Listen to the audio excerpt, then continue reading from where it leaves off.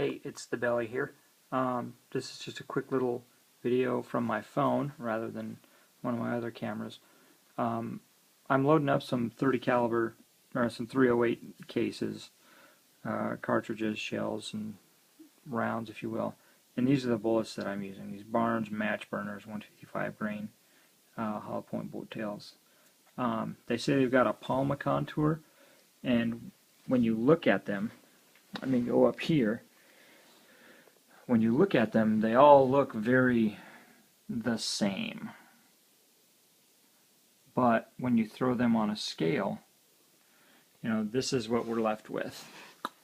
These just large variation in weight. Clearly the biggest group is the 154.7 and the 154.8. Here.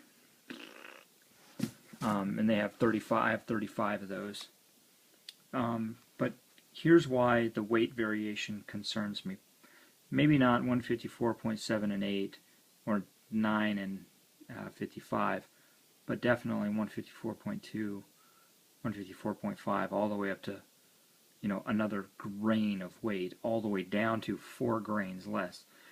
Is a couple things, two things. The first thing is if I shoot that and then immediately follow it by that, since I've got the same powder charge, that bullet's going to be going a lot faster than that, and that's going to open up my extreme spread.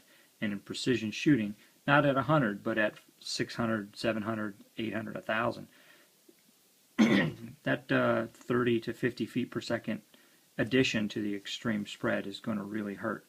That's number one. Number two is I'm worried about balanced bullets. So what I mean by that is the weight difference between the 151 and the 155, that weight has to go somewhere. Now I can't tell whether it's within the lead here, whether maybe there's a little bit of extra lead up here, or maybe there's a little bit more copper jacket right there than right there. I don't have the tools to tell, but what I can tell is that because of the weight difference, this bullet, the possibility exists that the bullets might be unbalanced. So much like a tire that'll kind of wobble, these, we want them to spin perfectly on their bore, like that. Just perfectly centered.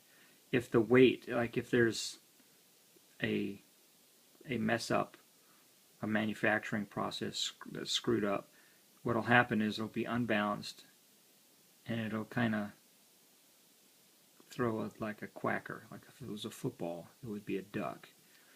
And what happens is when it ducks out, let me see, so that when it ducks out like that,